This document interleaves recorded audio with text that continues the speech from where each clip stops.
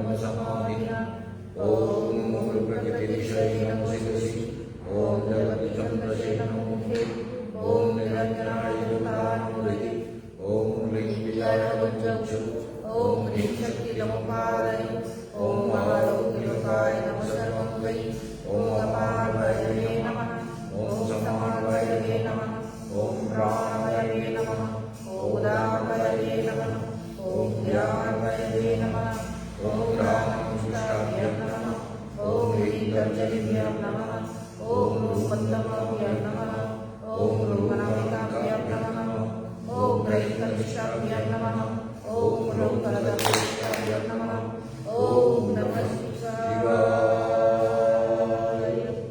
ॐ नमो गङ्गाय ॐ नमः शशिधराय ॐ नमः येषुषाय ॐ नमः त्रिलोचनाय ॐ नमः वैष्णवेश्वराय ॐ नमः मृत्युञ्जयाय।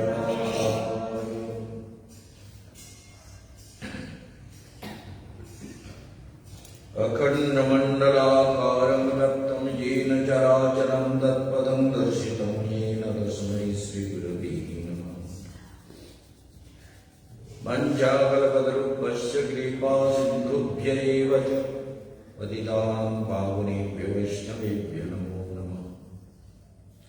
हरे राम हरे राम केवलं करुणस्तेव नस्तेव नस्तेव गतिर्नमः। सर्वाग्रे परमाराध्य श्री गुरुपाद पद्मनित्य विराट वैष्णव विजय वंदे गोस्वामी महाराज তাঁর চরণ কমলে অসংখ্য ধন্যবাদ প্রণাম নিবেদন করে তাঁর আশীর্বাদ প্রার্থনা করি।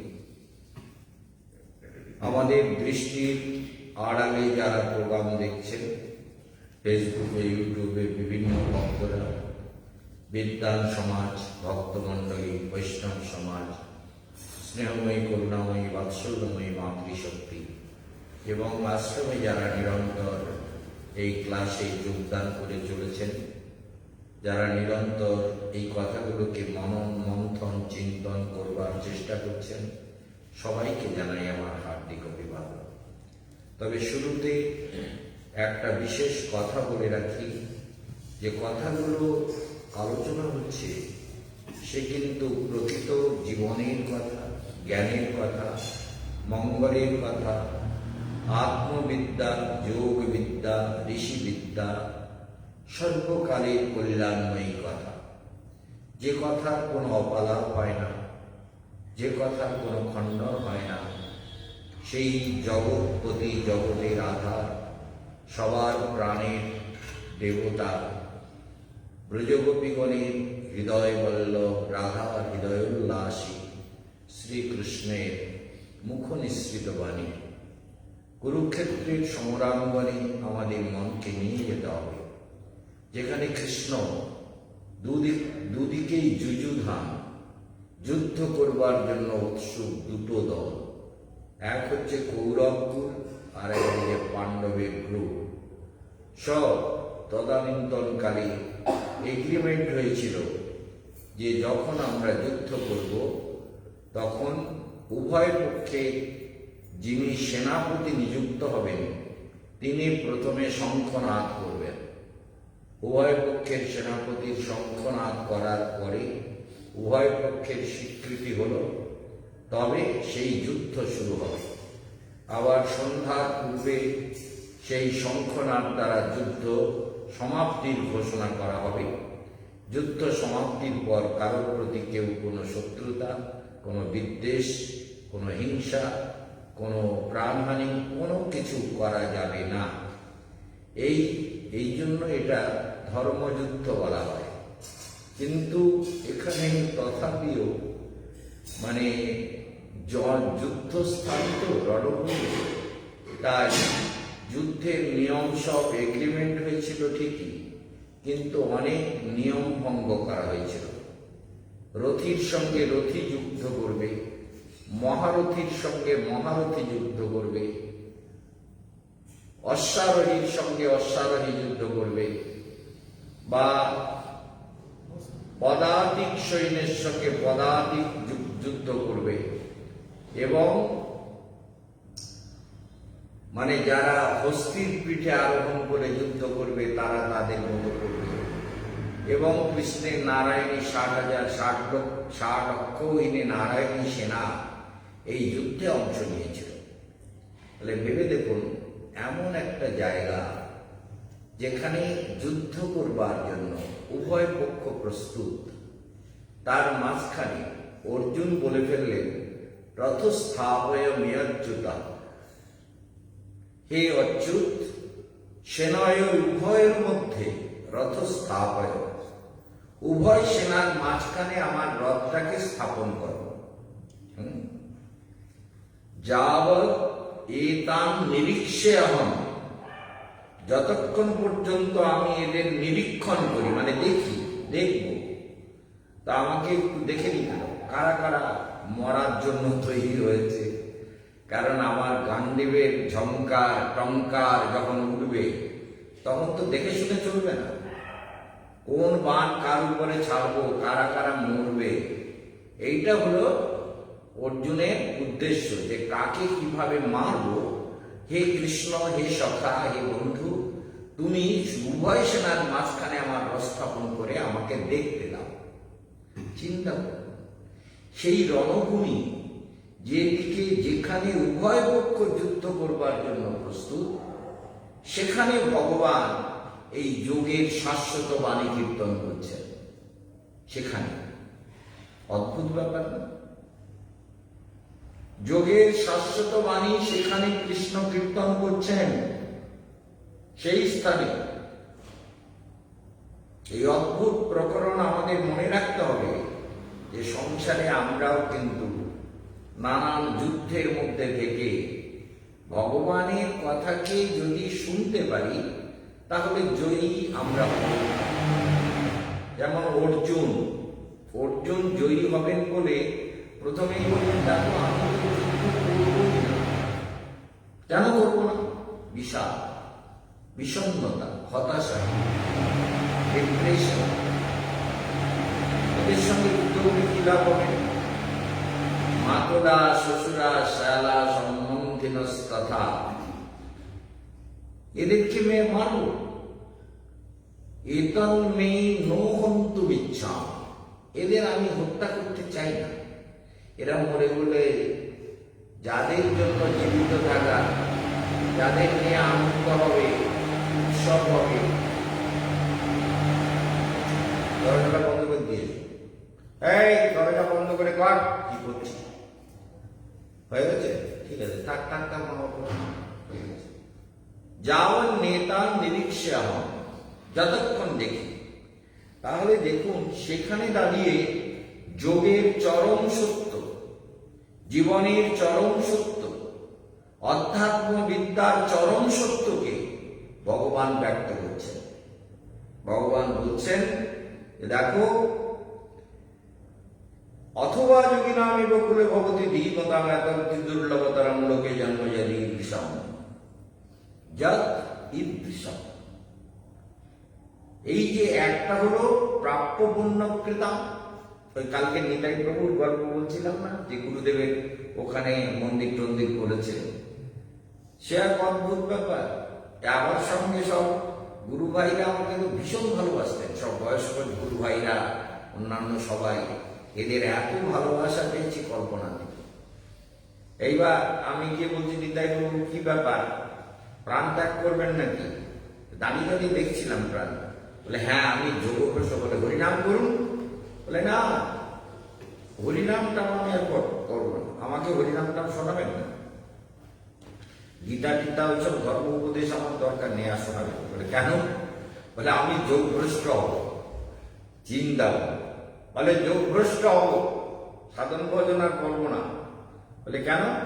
বলে যাতে আমি, এবার তো এই জন্মে তো গরিবের ঘরে জন্ম নিয়েছিলাম, বাবায় খেতানো ছেলে, 6 আনার কলা কিনে 9 আনায় বিক্রি করে জীবন শুরু করেছিলাম।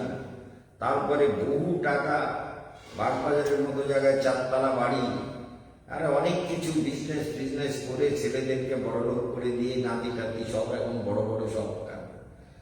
এই জন্য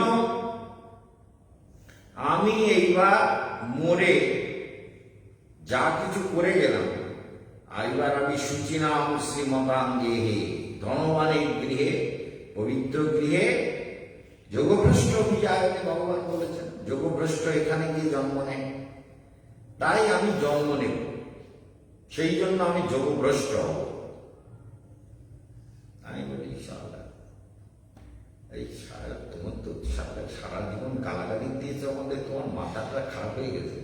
বলে আপনাকে করে গালাগালি দিলাম? আমাকে না, আসলে ভাই খেটালো, মাল খেটালো, সবার মেটানো অস্ত্র মেরেছে। এই হচ্ছে তার গলার ইয়ে। হ্যাঁ, তো সেই জন্য আমি বলি গালাগালি আমাকে না, সবাই দিয়েছে। তুমি সারা মর বাড়ি মরে জমের বাড়ি যাবো। হ্যাঁ, আমি যোগভ্রষ্ট কি, হঠাৎ করে কেউ যোগভ্রষ্ট হয়ে যায়, কোনো কারণ ঘটে, কোনো পরিস্থিতি আসে। এই রকম তো গীতায় ভগবান বলেনি যে নিজে নিজে যোগভ্রষ্ট হয়ে যাব। নিজে নিজে নিজে কি বুঝতে পারছেন? নিজে নিজে যোগভ্রষ্ট হওয়ার কথা কৃষ্ণ বলেছেন নাকি? আমি নিজে নিজে যোগভ্রষ্ট হব? চিন্তা করো। এই জন্য আমি মাঝে মাঝে বলি মূর্খের শাস্ত্র পড়া নিষেধ। তাহলে এই জন্যই আপনাকে বলি মূর্খের শাস্ত্র পড়া নিষেধ। আপনি কেন পড়েন এসব? এসব পড়েছেন কেন? হ্যাঁ হ্যাঁ, লেখাপড়া জানেন না, মহামূর্খ। বাবা দাঁড়িয়েছেন, দাঁড়িয়ে দিয়ে ব্যবসা করে বড় লোক হয়ে মাথার গেছে খারাপ হয়ে এখন মরণের সময় বলে যোগভ্রষ্ট হবো। হরিনাম করতে করতে মরণ সারা, নাহলে জমের বাড়ি যাবা। কেশবানন্দ মহারাজ বলছে, মহারাজ আপনাকে তো আমি খুব শ্রদ্ধা করি, আপনি এরকম বলছেন কেন? মানে আপনি কি অভিশাপ দিচ্ছেন? না, অভিশাপটা কিছু না। মেন ব্যাপার হচ্ছে তুমি যোগভ্রষ্ট হওয়ার কথা মোটে কইবে না। কি বুঝতে হবে?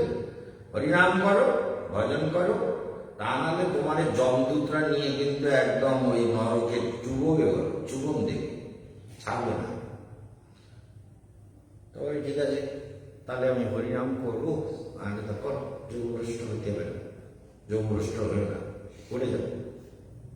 কি সাধারণত বলবো, নিজে নিজে যোগভ্রষ্ট প্ল্যান করে যোগভ্রষ্ট হচ্ছে। আরে জীব সাধনা করবে, এটাই তার জীবনের মূল কথা। যোগভ্রষ্ট হঠাৎ কোনো কারণে লক্ষ্যে পৌঁছাতে পারল না, কোনো কারণে ব্যতিক্রম ঘটে গেল, কোনো কারণে মানে বিচ্ছিন্ন মেঘের মতো ছড়িয়ে গেল চেতনা। তাই করে অনেক সময় এই ক্ষেত্রেও অনেক প্রবলেম হয়, বহু জন্ম লেগে যেতে পারে। অর্থাৎ মেঘ যখন দেখা গেল একত্রিত হয়েছে, তারপরে সূর্য উঠে গেল, হাওয়া উঠলো, মেঘগুলো চারিদিকে ছড়িয়ে গেল, আর ভীষণভাবে সূর্যের তেজ উঠে গেল, তখন আর মেঘ কিছু রইল না। এরকম অল্প যারা সাধারণত সাধনা করে, অল্প স্বল্প করতে গিয়ে যারা ছিন্ন হয়ে যায়, বিচ্ছিন্ন হয়ে যায়, তাদের সাধন চেতনায় আসতে গেলে আবার বহু সময়, বহু কাল, বহু জন্ম লেগে যায়। কিন্তু সত্যি সত্যি যারা গুরুর গাইডে, মহাপুরুষের গাইড নিয়ে, যোগী সাধকের গাইড নিয়ে যারা সাধনা করবে, তাদের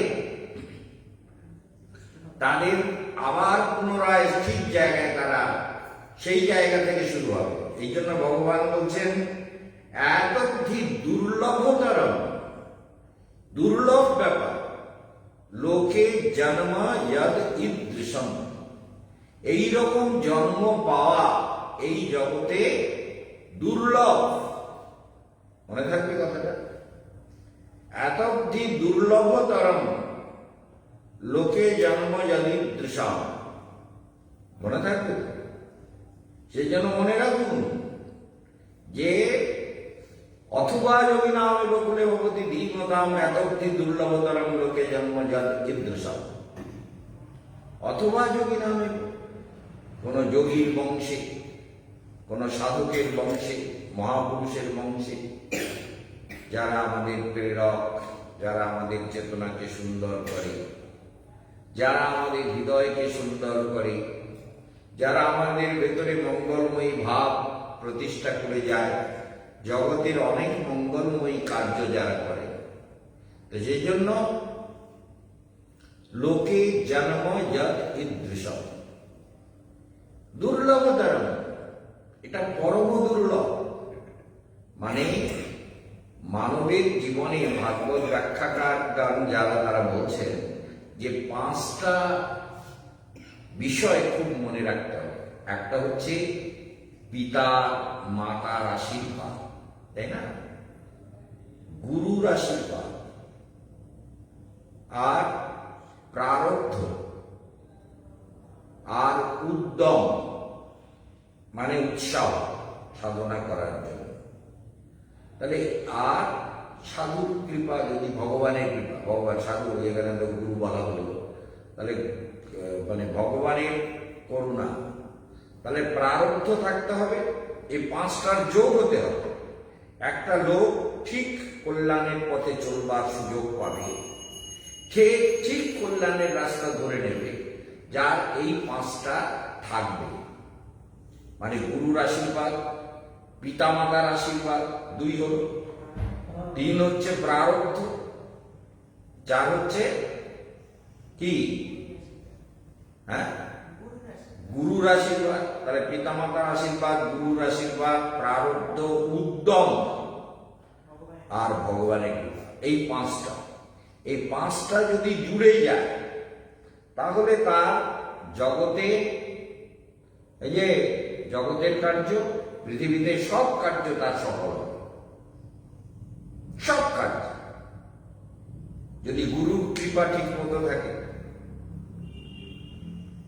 যেমন আনন্দময়ীমার মন্দিরে গিয়ে বলছিলাম, তো আনন্দময়ীমার যে সেবা করছেন তিনি এসে সব ওই প্যাকেটে করে কাজু টাজু এটা ওটা ভালো ভালো প্রসাদ নিয়ে এসে মহারাজকে দিলেন। কেন? মা, তিনি শুনেছেন যে মহারাজ বলছেন মা আমাকে অত্যন্ত স্নেহ করতেন।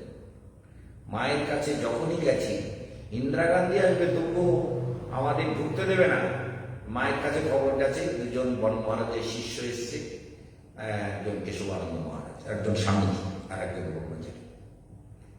তা যে ব্রহ্মচারীটা আমার সঙ্গে গিয়েছিল সেটা কিন্তু কোথায় ছিন্ন বিচ্ছিন্ন হয়ে মানে প্রকৃতির অন্তরালে হারিয়ে গেছে।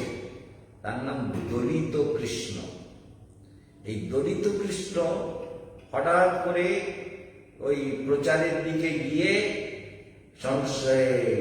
গোসাবার ওপারে বিরাজবনী গ্রাম, সেখানে আমাদের এক গুরুভাই ছিল, তার এক মেয়ের সঙ্গে ভাবটাপ করে বিয়ে করে তারপরে তার একটা ছেলেকে নিয়ে একবার এসেছিল, মঠে দেখা হয়েছিল, তার নাম রেখেছে স্বরূপানন্দ, নামটা ভালো লেগেছে। তাহলে এই সে আবার আমাকে বলে মহারাজ আপনার সঙ্গে আমার কুস্তি লড়ার খুব ইচ্ছা, মারবো এক চট, মহারাজের সঙ্গে কুস্তি লড়বো বান্ধব। তো যাই খুব মানে ইয়ে ছিল, আর মানে মহারাজ প্রচারে নিয়ে যাবো এসে তার আগে পক্কা পালিয়ে গেছে। যাই হোক, মানে 12 ক্লাস পাস, ইন্টারমিডিয়েট পাস করে এসেছিল বাংলাদেশ থেকে পাস করেছিল। এই তেঁতুলিয়ার থেকে অনেক ছেলে আমাদের মঠে এসছে। এই একটা মানে একটুখানি সাধনার প্রারম্ভেই তাকে সঙ্গে নিয়ে আনন্দময়ীমার কাছে গেছে। আনন্দময়ীমা প্রচুর আশীর্বাদ করেছেন।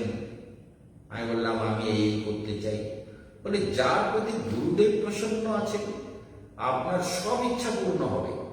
উনি তুমি বলতেন না, আপনি বলতেন, সব ইচ্ছা পূর্ণ হবে, গুরুদেব আপনার উপরে প্রসন্ন। তাহলে গুরুর প্রসন্নতা, পিতামাতার আশীর্বাদ আর প্রারব্ধ আর উদ্যম থাকতে হবে কাজে। যেমন আমাদের অজিত বাবা নিচে এসে সব ধুলোবালি যত করেছিল, গাছে পিসাক কিছু থেতু হয়ে গেছে, সেগুলো সব ধুয়ে পরিষ্কার করে উপরের কাজ করে এসে হাত কেটে গেছে, সেই অবস্থায় আবার সব জল দিয়ে ধুয়ে ঝেড়ে মুছে পরিষ্কার করেছে। তাহলে এই যে মন মানসিকতা, কর্মের প্রতি উদ্যম, যে আমরা এই আশ্রমে থাকবো, অতএব আশ্রমটাকে সুন্দর রাখা, এই যে একটা আন্তরিক চেষ্টা, এগুলো দেখলে কি হয়, বাইরে হয়তো আমি কিছু বললাম না, কিন্তু ভিতর থেকে বুঝে গেলাম যে লোকটা আশ্রমকে ভালোবাসে, গুরুদেবকে ভালোবাসে, আশ্রমের প্রতি ভালোবাসা আছে। ওই অসময়ে এসে চান করতে পাঠালাম বলে জল লাগবে না, স্নান করে প্রসাদ পাও, সে না করে ওই সব করে তারপরে এই যে একটা মানে যত্ন, একটা চেষ্টা, একটা আন্তরিক ভালোবাসা এবং সেবা করার মনোবৃত্তি, এগুলো থাকলে তার প্রতি আচার্য প্রসন্ন হন, আর আচার্য প্রসন্ন হলে কি হয়? মঙ্গলের রাস্তা খুলে যায়, মনে থাকে তো? মঙ্গলের রাস্তা খুলে যায়, একদম খুলেই যাবে, কেউ রোধ করতে পারবে না। মহারাজের কথা শুনে যদি সাধনা ঠিকঠাক মতো করো, তাহলে মঙ্গলের রাস্তা অবশ্যই খুলে যায়। সেই জন্য মনে রাখতে হবে, ঈদৃশম জন্মম দুর্লভম। এইরকম ধর্ম, এইরকম জন্ম লাভ করা অতীব দুর্লভ ব্যাপার, তাই না? তাহলে উদ্যম যদি না নেবে, এই যে উদ্যম, যে যা চান করলে আর বিকেলবেলা তো করা যাবে না, আমি তাহলে চান করার আগে কাজগুলো করে নিই, ঝাড়ু টাড়ু দিয়ে চারিদিকে সব পরিষ্কার পরিচ্ছন্ন করে জল টল দিয়ে, এগুলো বোঝেন তো? আমি কথা বললাম দেখি এখন করতে হবে না, তাহলে কি হবে? করতে হবে তো। জগতে সব কিছুকে ভালোবেসে যদি করি, তাহলে আমার আত্মার মঙ্গল। যেমন আমাদের গায়ত্রী দেবীকে বললাম যে চলো উপরে কাজ করতে যাবো, চলো, সেদিকে সত্যি সত্যি তৈরি হয়ে গেছে। আমি বলতে ও যাবে না, সে গিয়ে সমানে ঝাড়ু টাড়ু লাগিয়ে যত পরিষ্কার পরিচ্ছন্ন করেছে, ভীষণভাবে কাজে হাত দিয়েছে, একেবারে মনে প্রাণে, মন প্রাণ ঢেলে কাজ করেছে, সমানে সব কোমরে করে করে, কাকে করে করে, বয়ে নিয়ে ঢালা ফেলা। ওইগুলো অবশ্য ও না ফেললে ভালো হতো, আমরা ফেললে দূরে পড়তো বড়গুলো, কিছু ছোট পড়েছে গাছের উপর। যাই হোক, এই সমানে কাজের প্রতি যে একটা ডেডিকেশন, বলে আমি বলি বা এত সুন্দর কাজ করে, না আমি আর কোনো ঘর বাড়ি করিনি, আমি করতে জানি না, হ্যাঁ আমারে বলছে। তো চিন্তা করে, তাহলে সে নিজের মতো করে করেছে, আশ্রমিক কাজকর্মকে নিজের মতো করে করে। এই কর্মঠ ভাব বেশি দিন আমাদের টেস্ট করে না, টেস্ট করতে লাগে না। এক হাঁড়ি ভাত হচ্ছে, একটা চাল টিপলেই বোঝা যায়, মানে কাজের স্টাইল দেখলেই বোঝা যায়, কাজের গতি, কাজের ইচ্ছা, কাজের ভাব দেখলেই বোঝা যায় যে লোকটা কর্মঠ লোক।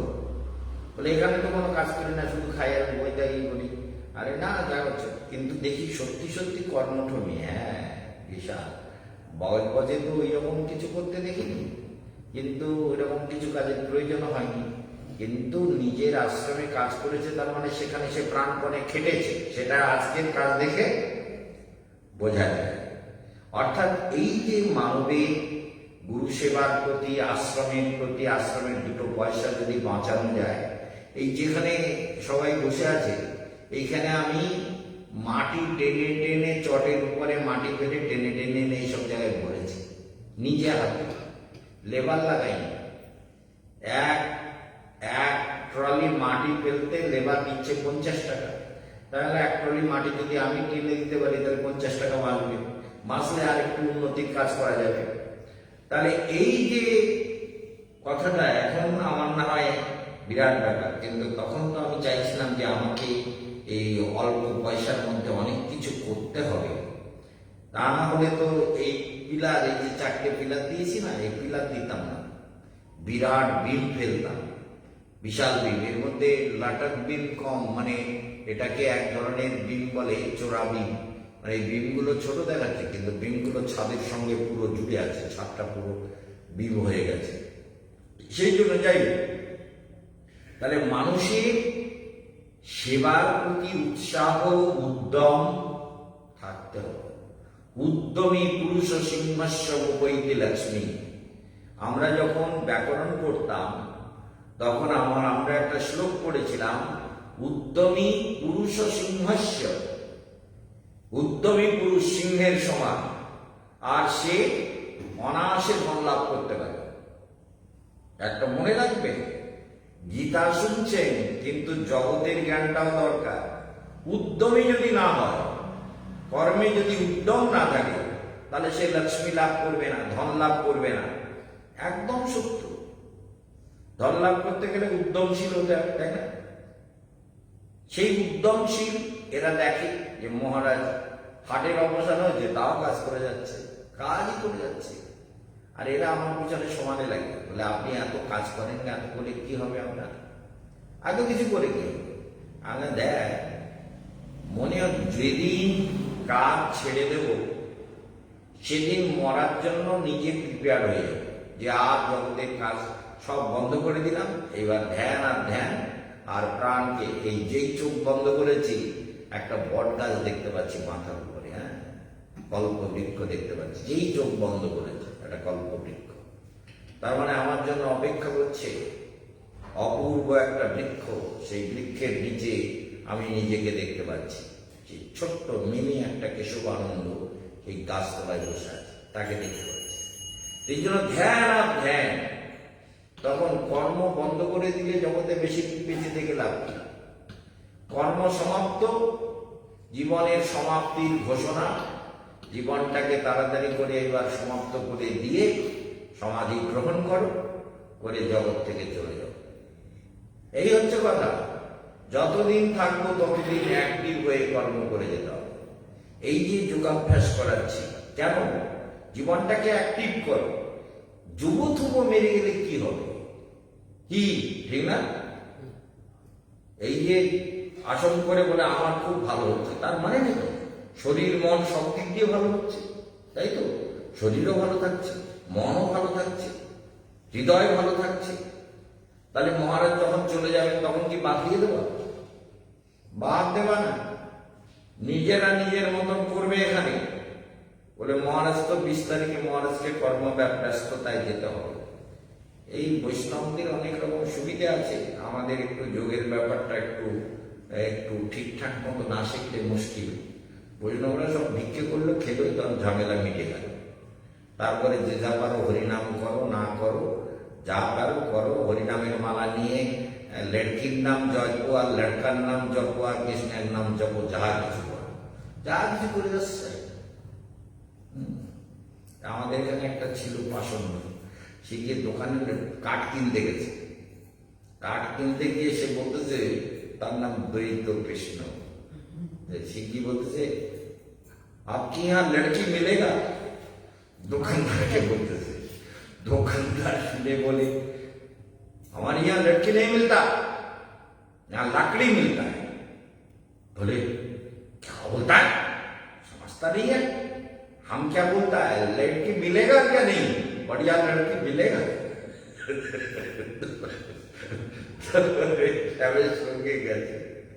बुझा गया?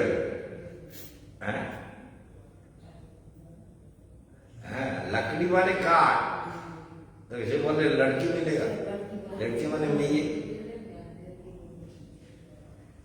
তো চিন্তা করো, এখন সেই হচ্ছে ব্যাপার। তার মানে আমাদের জীবনে সব বিষয়ে ভীষণ উদ্যম থাকা দরকার। উদ্যমী পুরুষ সিংহাসন বৈদি লক্ষ্মী, অনেককে বিপদ থেকে রক্ষা করেছে। এই আমাদের শিবানন্দ, এই যে কালকে জায়গা দিল, এক জায়গায় টাকা দিয়েছে ৭৫,০০০ জমি কিনবে। আমি শুনে আমি বলি, পাছায় লাথি মারব, তুই জমি কিনবি কি জন্য? গুরুদেবের আশ্রম রয়েছে, সব রয়েছে, জমি কিনে ওর পেছনে তো জমি কিনে রক্ষা করাটাই তো একটা বিরাট সমস্যা। তাকে আবার একটা রূপ রং দেওয়া, তার জিন্দেগিতে কি করবা? বলে এখানে মহারাজ কি করবো আমি? বলে শিক্ষিত চল, গিয়ে ধর। বলে আমার লোকজন আছে, আগে থেকে ওদের এক মাতাজি আছে ওখানে, খুব মানে কালীদয়ে খুব প্রভাবশালী, মানে গুন্ডারাও ভয় পায়। তাকে গিয়ে ধরেছে মাতাজি, আমার পয়সা বাপিস করবা দেবো। ৭৫,০০০ টাকা অ্যাডভান্স করেছে। আর সেই টাকা আমি বলেছি ফেরত নেই আগে, না হলে টাকা দূর করে দেবো। সেটা মূর্খ, কোনো বুদ্ধি নেই। টাকা দিয়েছ, কি মঠ করবা তুমি? কেন করবা? কি জন্যই করবা? গুরুদেবের মঠের গুরুদেবের মঠের সেবা করবে কি? সব মঠ করবা মানে তুমি আমার মঠে তো ছিল, তুমি ছেলে চলে গেছো, ওখানে কি ঘরের অভাব আছে? আমি একটা ঘর দিচ্ছি থাক, দুটো ঘর দিচ্ছি থাক, ওখানে জমি ছিল না। তারপরে গিয়ে ধরে করে সেই টাকা অনেক কষ্টে আদায় টাদাই করে, তারপরে আমি বললাম এফডি করে দাও, ফিক্সড ডিপোজিট করে দাও, আর যা টাকা পাবো সব করো। করতে করতে করতে করতে এখন বলে আপনি আমাদের বাঁচিয়েছেন, না হলে আমার বিরাট বিপদ হয়ে যেত। তার মানে কি? আরে যোগ্যতা নেই যদি মঠ করতে নেমে পড়ে, তো মঠ তো করতে পারবে না। ওই কোন রকম একটা খেজো মার্কা একটা কিছু হবে, সেই খেজো মার্কা কাজ করে জিন্দগিটা পুরো বরবাদ। না সাধন ভজন হবে, হ্যাঁ, না নিজের ভজন হবে, না গুরু সেবা হবে, না কিছু হবে, ওই সম্পত্তি রক্ষা করার তালে জিন্দেগি বরবাদ হবে। এই জন্য এই রাধাকান্ত প্রভু রাধাকুণ্ডে একটা জমি কিনেছিল। তাহলে তুমি কেন কিনতে, কি করবা তুমি? তুই কি ওখানে কিছু করবা? ঘর সংসার থেকে বলে না না, তাহলে কি করবো? বলে ভোজন করবো। তাহলে ভোজন করার জায়গার অভাব হচ্ছে। তারপরে বলতে বলতে সেই জমি কিনে তাতে আবার ঘর করছিল, তারপর সেইটা বেচে ফিক্স টিক্স করে চলে এসছে। একজন 50,000 টাকা দিয়েছিল, তারা আবার ফেরত দিয়েছে। এইরকম আমি ছেলেদেরকে সবাইকে বলি যে এসব কিছু করতে যেও না, অতিরিক্ত বাড়াবাড়ি করার, তোমার যেটুকু যোগ্যতা তার মধ্যে থাকো, তার এখতিয়ারে থাকো। কেশবানন্দ ইচ্ছা করলে এরকম আরো দুটো একটা মঠ মরার আগে করে দিতে পারে, সে যোগ্যতা নিয়ে এসেছে, সেটা তার পক্ষে সম্ভব।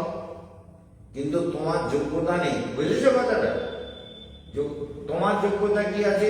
গুরুদেবের আশ্রমে থেকে সেবা করার যোগ্যতা আছে, মন প্রাণ দিয়ে আমি সেবা করতে পারি, এটা একটা বিরাট কাজ। তাহলে এই লোকগুলো তো লাগবে সবাই। তুমিও যদি বলো এইবার আমি যোগ শিখে গেছি, আমি একটা মঠ বানাবো, হ্যাঁ, আমার গ্রামে গিয়ে একটা মঠ বানিয়ে ফেলবো, আমার জমি আছে, আর একটা 10 কাঠা জমির উপরে না 5 কাঠা জমির উপরে একটা মঠ বানিয়ে ফেলবো, তাই কি করবো? বানিয়ে তার রক্ষা করার যোগ্যতা থাকা চাই, বোঝা গেছে? মঠ বানিয়ে ফেললেই হলো। যত খুচরো জীব, বিষয় হচ্ছে খুচরো জীব আর ক্ষুদ্র জীব, ক্ষুদ্র চেতনার জীব। তাহলে যে এই আচার্যের কাজ বা এই সম্পদ তৈরি করা, সম্পদকে রক্ষা করা, তার জন্য প্রচুর যোগ্যতা দরকার, প্রচুর। তা না হলে সম্পত্তি রক্ষা হবে না, বিপদে পড়বে, নানান সমস্যা, সাধন ভজনের 12টা বাজবে তো। এই যেমন সেদিন এসেছিল সুশান্ত, বলে আপনি কিছু টাকা দেন না, আমি পাশে একটা রান্নাঘর অন্তত করি। আরে পাছায় মারবো না, তোরে আন্দামান থেকে নিয়ে এসেছিলাম, আমি নিয়ে এলাম, নিয়ে এসে বললাম আশ্রমে থাক। তা বৃন্দাবনে এমন কোনো আশ্রম নেই যেখানে সে থাকেনি, কোথাও থাকতে পারে না। আর তার এমন কীর্তিমান, মহাকীর্তিমান। এখন তার নাম হয়েছে পাগল বাবা। সবাই বলে ওকে পাগল বাবা, পাগল হয়ে গেছে। সবার কাছে গিয়ে টাকা চায়, যাকে দেখবে তাকে। আমি তোমার লজ্জা করে না? তোমার যোগ্যতা নেই বলে বোন টোন ভগ্নিপতির প্রতি টাকা দিয়েছিল, তাই দিয়ে একটুখানি মুখরাই একটা জায়গা আছে, মনে রাখো, সেটা হচ্ছে রাধারানীর নানি, দাদিমার বাড়ি। নানি, হ্যাঁ নানির বাড়ি, হ্যাঁ নানির বাড়ি, নানি। তো এই নানির বাড়ি মানে দিদিমার বাড়ি, মানে কীর্তিদা মায়ের বাড়ি, রাধারানীর দিদিমা। এখন তার নামই হচ্ছে মুখরাই গ্রাম। এই দিদিমার বাড়িতে রাধারানী ছোটবেলা, এইখানে দিদিমার কাছে যখন কীর্তিদা মা যেতেন, তখন সেখানে পাথর রাখা আছে 2-3টে, সেই কাল থেকে। সেই পাথরগুলোতে পাথর দিয়ে বাজাবে না, এই কোনায় একরকম আওয়াজ বেরোবে, ওই কোনায় একরকম আওয়াজ, এই সঙ্গীত বেরোয় পুরো পাথরে, টং টং টং টং টিং টাং টাং, পাথরে বাজালে বিভিন্ন রকমের সঙ্গীত বেরোয়। রাধারানীর দিদিমার বাড়ি, বুঝতে পেরেছ? এখন ওই গ্রামের পাশে একটা জমি কিনে সেখানে সে মানে বোন টোন জামাই বাবু টাবুকে বলে, জামাইবাবু মানে ভগ্নিপতি, ছোট বোন তো, ভগ্নিপতিকে বলে সেখানে একটু জমি কিনে সেখানে একটা ঘর বানিয়েছে। তার প্লাস্টার নেই, কিচ্ছু নেই, এবং সবার কাছে টাকা চেয়ে বেড়ায়। আরে দুঃখ, তোরে টাকা দেওয়া মানে ওর থেকে কুকুরকে কিছু কিনে খাবিয়ে দিতে কাজে লাগবে, তোরে টাকা উঠে যাবে, অপদার্থ জীব। তো এই জন্য কেশবানন্দ মহারাজের অঙ্ক আলাদা, সে অঙ্ক অন্যরকম।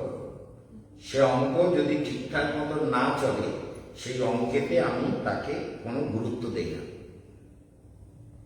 এই জন্য মনে রাখতে হবে।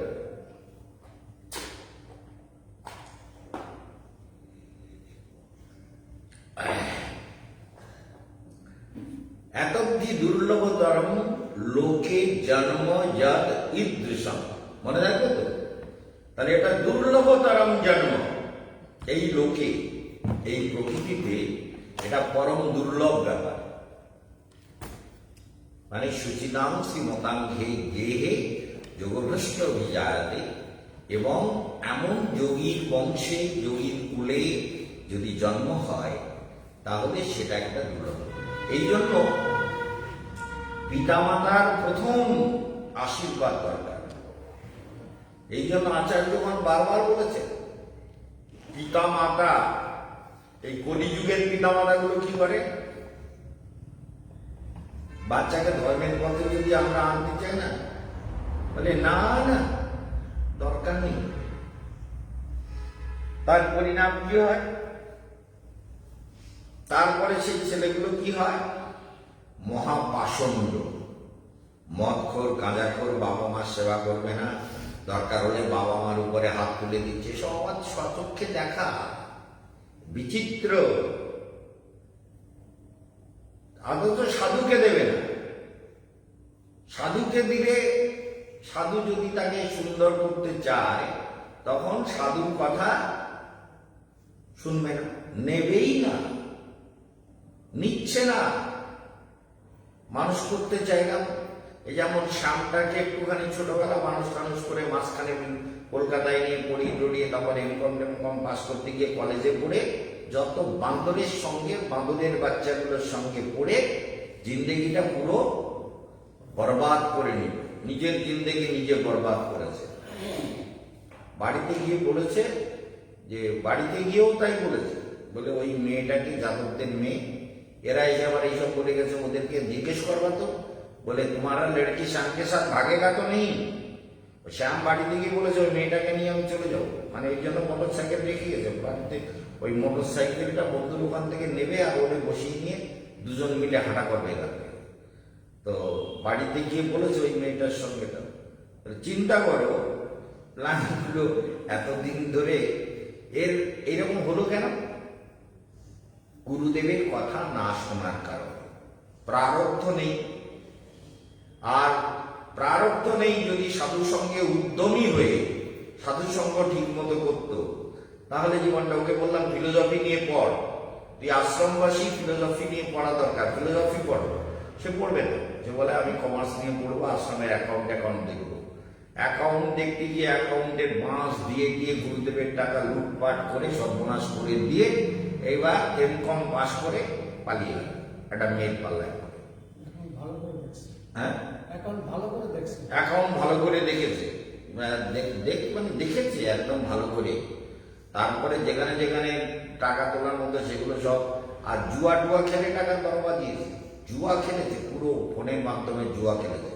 ওই বহুদিন থেকে আমার সন্দেহ হচ্ছিল, সেই সন্দেহটা বাস্তবে ধীরে ধীরে প্রমাণিত হলো যে এইরকম জুয়া খেলে জিন্দেগিকে বরবাদ করার প্রবৃত্তি এর মধ্যে নিরন্তর কাজ করছে।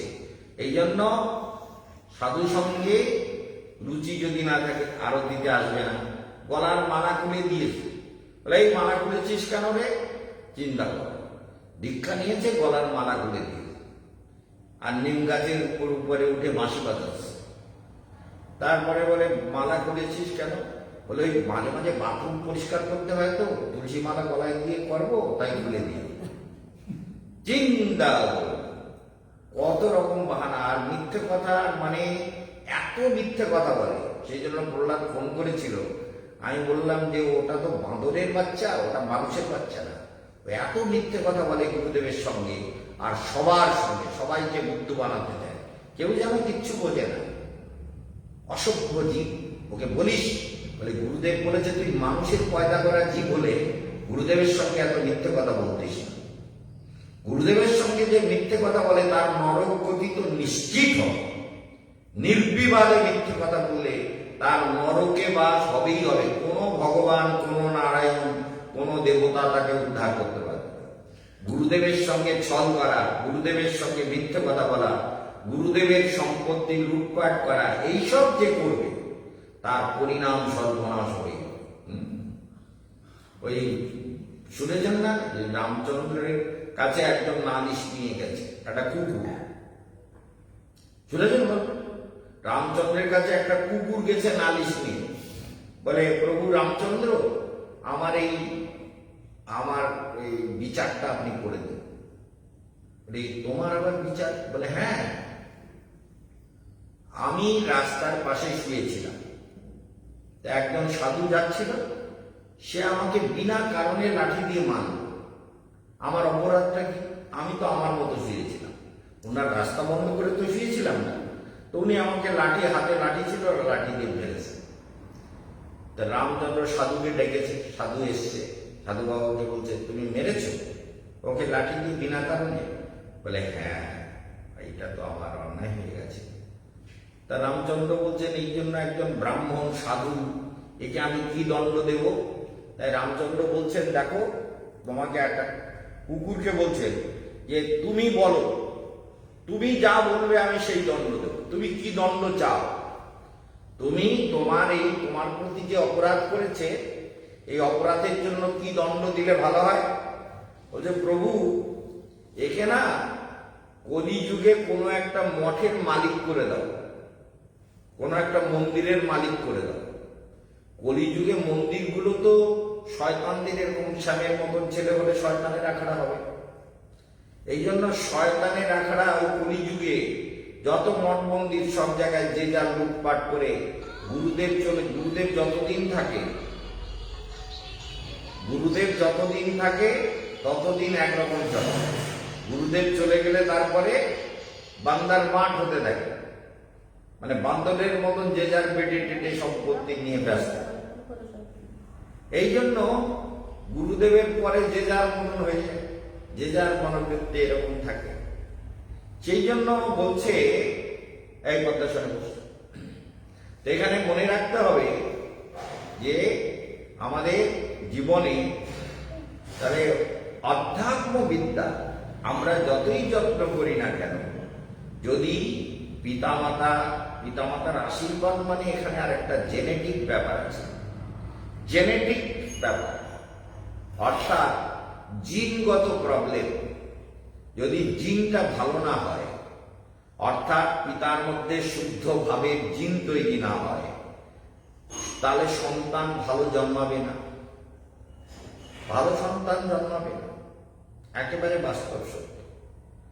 ভালো সন্তান জন্মাতে গেলে পিতার যে জিন ডেভেলপ করে, যেটা গর্ভাধান হয়, সেই জিনটা যদি মানে স্পিরিচুয়াল প্রভাবযুক্ত জিন না হয়, তাহলে সেই জিনের সন্তান সেরকম পাষণ্ড জন্মাবে, শ্যামের মতো পাষণ্ড জন্মাবে। বোঝা গেল?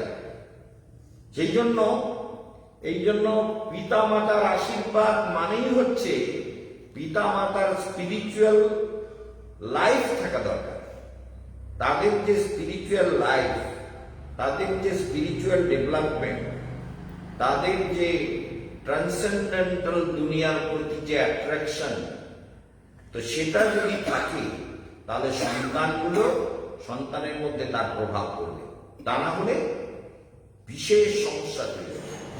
সেই জন্য তাদের ভজন করাতে চাইলে ভজন করবে না, আর ভজনটা যে যার মতো ব্যাখ্যা করে নেবে।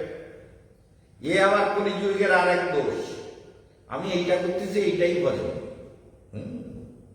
যেমন বাউল সম্প্রদায়, তারা বলে স্বরূপের সাধন, মানে স্ত্রী পুরুষ মিলে ঘন্টার পর ঘন্টা নানান রকম তাদের শারীরিক ক্রিয়া করবে, বলে এইটাই হলো স্বরূপের সাধন। তাদের ওইটাই তপস্যা, ওইটাই ধ্যান, ওইটাই জ্ঞান। তাই এই জন্য এদের সঙ্গ করতে নিষেধ করা হয়েছে। আউল বাউল কর্তা ভজা নেড়াদল দেশাই অতিবাড়ি চূড়াধারী স্মার্ত জাত গোসাই, এরা সব মানে এই যে সমস্ত মানে এই সাধন ভজনটা যোগের কথা কচিত ভাগ্যবান লোকের কপালে জোটে, শুনবে না তো, কারণ সংস্কারগুলো সেরকম তৈরি হয়ে যায়। সেই সঙ্গ, সেই চেতনা, সেই ভাব অনুযায়ী আমি যে এত বিচার করছি, সেই বিচারগুলো যারা শুনছে, অনেক রকম লোক শুনছে, সে আমার কথাগুলো তার সাথে ফেলে বিচার করবে, যে আমার কথাগুলো তার মতো করে বিচার করবে। বলে মহারাজ বললি কি আছে, ওই যে বললাম না কালকে বলছিলাম বলে তোমাদের গুরুদেব বললে কি আর? আমার গুরুদেব বলেছে পৌষ মাসে 26শে ডিসেম্বর থেকে আমার বাড়িতে ভাগবত। তোমার গুরুদেব যা বলে বলো। আমার গুরুদেবের আদেশ আমি পালন করবো। এ আর এক কুত্তা। নিজের মঙ্গলের কথাটা, ভালো কথাটা গুরুটাও বোঝে না, শিষ্যটাও বুঝতে চায় না। এসব পাষণ্ডের দল একসঙ্গে হয়। হ্যাঁ, চৈতে গুরু মইতে চলা চেলা, আর নরক মেঘ ঠেললাম ঠেললা। এইসব কলিযুগের গুরু, কলিযুগের পাষণ্ড, কলিযুগের জীব। এই জন্য মনে রাখতে হবে যে পিতামাতার জিন যদি ভালো থাকে তাহলে সন্তানের মধ্যে তার একটা সুন্দর প্রভাব থাকে, যেটা পিতামাতার আশীর্বাদ। তারপর যদি প্রারব্ধ থাকে, পূর্ব জীবনের সঞ্চিতই পূর্ব সঞ্চিত, সুকৃতই পূর্ব সঞ্চিত, পূর্ব জন্মের যদি সুকৃতি সঙ্গে সঞ্চিত থাকে তাহলে সাধনা করার খুব সুবিধা হয়ে যায়, সাধন সংস্কার তৈরি হয়। তা না হলে জীব কি করবে? ভালো করে মনে রাখো, যেমন স্বভাব তেমন। দক্ষিণ ভারতে গিয়ে আমরা গিয়ে কি বিপদে পড়েছি, ওরে বাবা রে বাবা। দক্ষিণ ভারতে যখন ঘুরছি সে দেখি সব কিছু টক ছাড়া খাবার নেই। সে খাওয়া সে এক মহা সমস্যা। তারপর একটা বাঙালি হোটেল পেলাম একটা জায়গায় গিয়ে, কোথায় পেলাম সেটাও অনেক ঘুরে মানে রামেশ্বরমে গিয়ে ওই জৈনদের হোটেলে খেয়েছি। সেগুলো তারা তো এক একজনের ভাত দেবে এতটা করে ভাত, ওরা তো অনেক করে খায়, দিনে একবার খায় তো অনেক করে ভাত, তরকারি সবই টক। ওখানে একদম পরিশুদ্ধ, জৈনদের মধ্যে কোনো রকম কোনো কিছু অশুদ্ধ খাবার নেই। এইবার সারা দুনিয়া ঘুরতে রামেশ্বর সব ঘুরতে কন্যাকুমারী কোডাই কানাল সব পাক খেতে মানে সব জায়গায় যা খাচ্ছি সব খাবার টক। বলে বাবারে মশা ঘুরতে সব কিছু টক। সে এক মহা অরুচির ব্যাপার। এবং দক্ষিণ ভারতে ঘুরতে জানছে। তারপরে শেষে গেছে ওই ব্যাঙ্গালোর। ওখানে একজন বাঙালি এসে বললো, মহারাজ কোনো চিন্তা নেই, আপনার জন্য একদম শুদ্ধাচারে নিরামিষ খাবার, বলুন কি খাবেন। আমি বললাম, তুমি আমাদের শুধু একটা ডাল আর একটু আলু সিদ্ধ যদি দাও। তা আমার তো সুগার আছে, অন্য কিছু বলে, তাহলে কি লাউ একটু করে দাও, নাহলে পেঁপে একটু করে দাও, তাই একটু করে দাও, আমরা বেঁচে যাই, টক দিও না বাবা। বলে ঠিক আছে। এবার গিয়ে সেখানে হোটেলওয়ালাকে বলেছি, সে তো করে দিচ্ছে, কিন্তু তারপরে আমরা যে সময় যাই আমাদের বলে এই সময় চলে যাবে। তারপরে দেখি পাশে সব লোক খাচ্ছে, আলাদা জায়গা করেছে যাতে মহারাজ দেখতে না পায়, সেখানে প্যাঁচ খাওয়াচ্ছে। মানে আমাদেরকে শুদ্ধভাবে বলে, আপনাদেরটা কিন্তু খুব শুদ্ধভাবে করেছে। এই যে ব্যাপার, না সেটা করে নিরামিষ ভাবে মানে রান্না করছে আলাদা করে সম্পূর্ণ ওইখানে। আর ওই প্যাস্টাসগুলো ওরা ওই তরকারিতেও দেয় না, আলাদা কেটে খাওয়ায়, মানে স্যালাড করে দেয়, কাঁচা। তো এই জন্য দেখা যাচ্ছে যে আমাদের এইগুলো মনে রাখবেন। এত করে ব্যাখ্যা করছি কেন? লোকে জন্ম যদ ঈদৃশম এতব্ধি দুর্লভতরম জন্ম লোকে। এইরকম জন্ম এই লোকে দুর্লভ, যে কোনো সত্যিকারে সংস্কার যুক্ত পিতামাতার ঔরসে জন্ম লাভ করা এবং গুরুর আশীর্বাদ থাকা, পূর্ব জীবনের সংস্কার। শ্যামের যে ছক করেছি চিন্তা করতে, এবারে কিরকম ধূর্ত দেখুন কথাগুলো। এই শ্যামকে ওর মা বলছে, গুরুদেব এরকম সবার সামনে আমার ছেলের নামে বলছে। সালাম মা, ওর মা আমাকে একদিন ফোন করেছিল, আমি বলছিলাম অসভ্য মেয়ে ছেলে, নোংরাজি, তুই আমাকে বলছিস ছেলেকে আনতে যাবি? তোর কোনো বোধ নেই? গুরুদেবকে একবার ফোন করেছিস, ছেলেকে আনতে যাবি, যা। তা প্রশ্নটা হচ্ছে কিরকম, প্রশ্নটা উঠে দাঁড়ায়, আমি তো যাকে বলি তখন খোসা ছাড়িয়ে বলি। এই জন্য কিরকম দেব, ওর ছক কিন্তু ভালো না, ভীষণ বাজে ছক। আমি বললাম এই আশ্রমে টিকবে তো এইরকম ছক? এবার ওর মা বলেছে যে আমার ছেলে মানে 7ই আষাঢ় যেদিন অম্বুবাচী লাগবে, 7ই আষাঢ়ে অম্বুবাচী লাগে, জানেন তো? আষাঢ় মাসের 7 তারিখে অম্বুবাচী শুরু হয়। এই অম্বুবাচীর দিন রবিবার ছিল, 7ই আষাঢ় বেলা 10টার সময় জন্ম। সেই ছক করেছে, এখানে বন্ধুদের নিয়ে জন্মদিন উৎসব করেছে, কিন্তু সেই অনুযায়ী তার ছক করে বিচার করে দেখেছি। তারপরে যেই আমি ফোন করেছি, বলে তোর ছক তো ভালো না, তোর ভাবগতিও কিরম দেখছি। বলে না না ওটা ঠিক না, ওর মাকে আপনি বারবার বলছিলেন তাই মা ওইরকম বলেছে, মা বলেছে সেটা ঠিক না। হ্যাঁ ওরটা ঠিক, ও বন্ধুদের সঙ্গে এখানে যে এত মস্তি করতেছে, আড্ডা মারতেছে, রাত ভোর খাচ্ছে, মস্তি করছে, জন্মদিন পালন করছে, সেটা সব ঠিক। আর গুরুদেব বলছে যে এই তোর ছকটা এই প্রবলেম কি হবে তোর জানি না, তোর সময় খুব খারাপ আসছে, সেইটাকে ডিনাই করার জন্য, যাতে শয়তানিগুলো গুরুদেব ধরে না ফেলে। কারণ আমি তো দেখতে পাচ্ছি যে এতদিন এ ছিল ঠিকই, কিন্তু এর গ্রহযোগ তো একে এখন ভালো কিছু দেখাচ্ছে না। এর জীবন কি করে চলবে, ভালো কিছু গ্রহযোগ পাচ্ছি না। কপালে দুঃখ আছে, বলে কপালে থাকলে দুঃখ, খন্ডায় কোন বাবা বেটার ছেলে, তাই এই জন্য খন্ডা বুদ্ধি করে। এই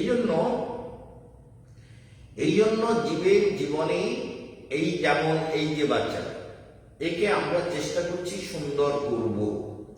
এখন প্রথম কথা হচ্ছে এর একটা চেষ্টা, আর দ্বিতীয় কথা সবসময় আমি থাকছি না, ওর দাদিমা, ওর দাদি, ওর ঠাকুমার একটা মানে আন্তরিক চেষ্টা দরকার শাসনে রাখার। স্বভাবগুলো খারাপ তো, এরাও তো জীবনে লেখাপড়া করেনি না।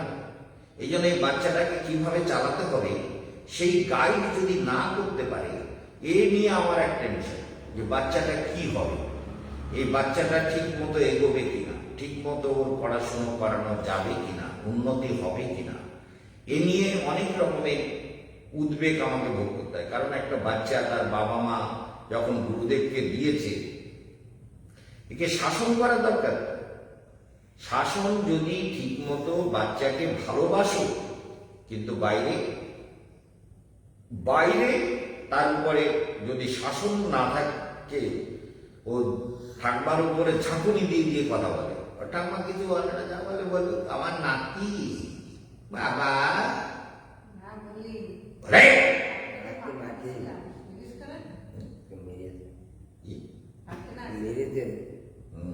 মোবাইল কেটে মোবাইল মানে লক করে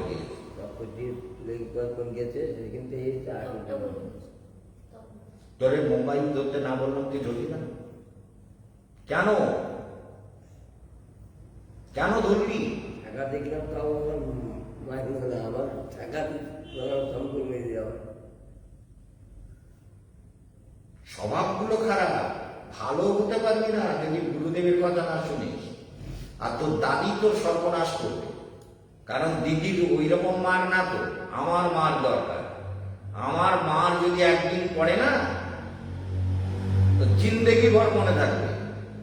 একে বাড়িতে তোর জ্যাঠাকে স্কুল ফাইনাল পর্যন্ত পৌঁছে দিস না, এমন একদিন শাস্তি দিয়েছিলাম ওই হরিকে, মানে মুরগা বানিয়ে, ওই নমিতা জানে, জিজ্ঞেস করবে বলে কিরাম শাস্তি দিয়েছিল। একটা কুঞ্চি নিয়ে বসেছিলাম, আর নমিতা সহ্য করতে পারছে না, ও শুধু ছটফট করে দাঁড়িয়ে হাট দিকে আনলাম, মারবো বাড়ি, যাও বেরো। কাউকে আসতে দেয় না, দিদিমাকে আসতে দেয় না, ওর মানে এর নমিতার মা, নমিতার বাবা, কেউ সহ্য করতে পারছে না। ওটাকে মুরগা বানিয়ে রেখে দিয়েছি। মুরগা বুঝলেন, পাকতলা দিয়ে আঙুল দিয়ে কান ধরে, আর পাছা নিচু হলেই কুঞ্চির বাড়ি পাছা। ঘুঘু মোড়া মুরগা বানি, সেটা রেখে দিই কিছুতে। আমি বলি বল স্কুলে যাবো, সে বলবে না হ্যাঁ, বল যাবো বলবে না হ্যাঁ, মার দিতে দিতে। আর নাক দিয়ে শীতকালে তো সর্দি টর্দি পড়ে, সেই পড়ে এত সর্দি বেরিয়েছে নাক দিয়ে মুখ দিয়ে, আর কাঁদতেছে, আর বেরোচ্ছে এদিকে, আর ওদিকে পাঁচা নিচু হলেই বাড়ি। আর অনেকক্ষণ হয়ে গেছে, তারপর নাক দিয়ে রক্ত পড়ছে। রক্ত যখন পড়ছে আমি দেখ এই যে রক্ত পড়ছে, এইবার তুই মরে যাবি, মরে গেলে খাল ধারে নিয়ে ওই যে খাল ধারে ওইখানে গর্ত করে তোরে পুঁতে দেবো আজকে। কেউ কিচ্ছু বলবে না, তোর মাও বলবে না, তোর কেউ কিচ্ছু বলবে না, পুঁতেই দেবো আজকে, দেখি তুই স্কুলে যাস কিনা।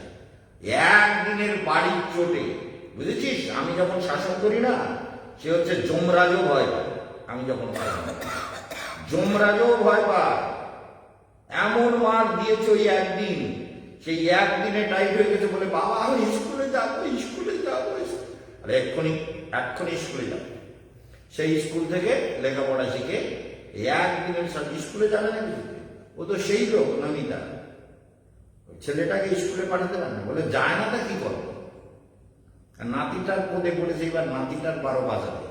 যে নাতিটাকে এরকম ঠুকঠাক করে মারলে বাচ্চাটা তো মানুষ হবে না, ঠুকঠাক করে যদি মারা হয়, এই জন্য সবাই শুনছেন তো, ঠুকঠাক করে একটা মারলাম, একটা চর মারলাম, একটা ধাক্কা দিলাম, একটা কিছু মারলাম, এইরকম বাচ্চাদের মারলে হবে না। তাহলে বাচ্চারা কোনো দিন মানুষ হয়, গা সওয়া হয়ে যাবে, ওই একটুখানি মারবে কি আছে। এমন মার দিতে হবে মনে পড়লেই যেন হয়।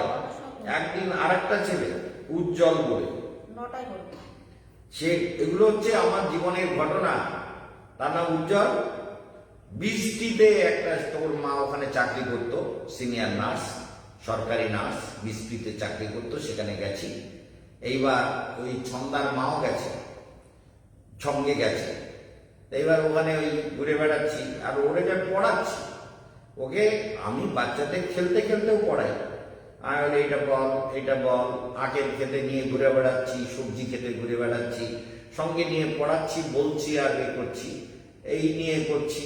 মানে ওর মা তো ডিউটিতে চলে যায়, থাকে না, সন্ধ্যের পরে অনেক কিছু নিয়ে দিয়ে আসতো লোকে। আবার ওখানে বাচ্চা টাচ্চা হলে আবার পাঞ্জাবি এলাকা তো অনেক কিছু দেয়, মানে নার্স কি মাইনে পায় সেটা দেখবে না, চাল দেয়, গম দেয়, সবজি দেয়, এটা ওটা অনেক কিছু দেয়, সেসব নিয়ে আসে। দাদু এসেছে, আমার দাদু, মানে সেই ওই মোর মা তার দাদু, যাই হোক নিয়ে আসে।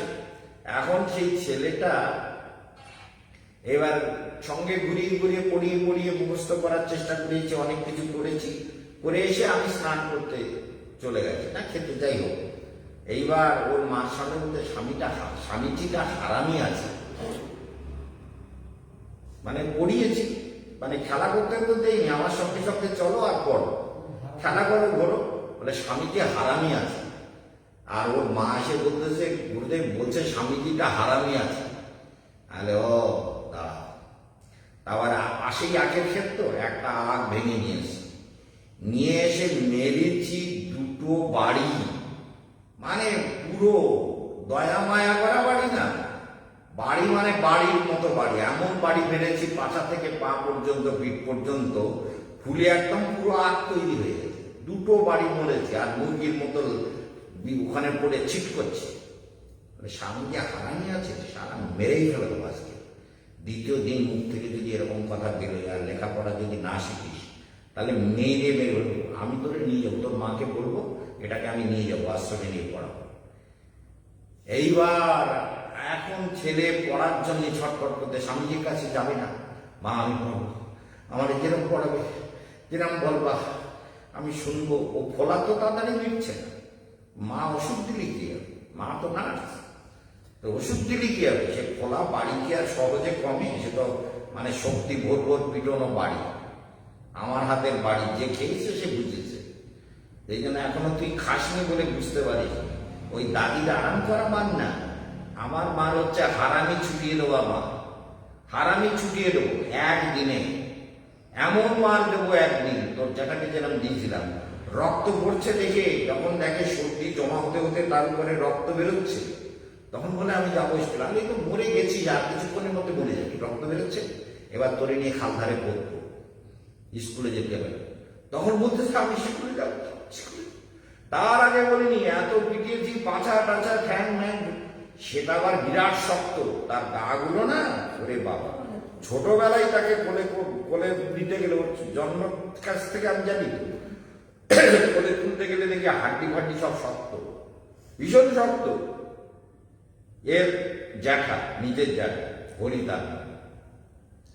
তো সেইটাকে ওই যে একদিন ঠেঙিয়েছি, আর ওই যে উজ্জ্বলটাকে একদিন ঠেঙিয়েছিলাম, এইবার যদি বলে পড়াতে বিজেপি করলে, ওর মা বলতো, দেখ আমার দাদু, মহারাজ দাদু বলে গেছে, যদি পড়ায় প্রবলেম করিস দাদুকে ফোন কর, তোরে নিয়ে চলে যাবে।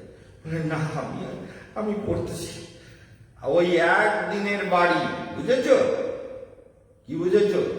ওই একদিনের মার জীবনকে ব্যালেন্স করে দিয়েছে।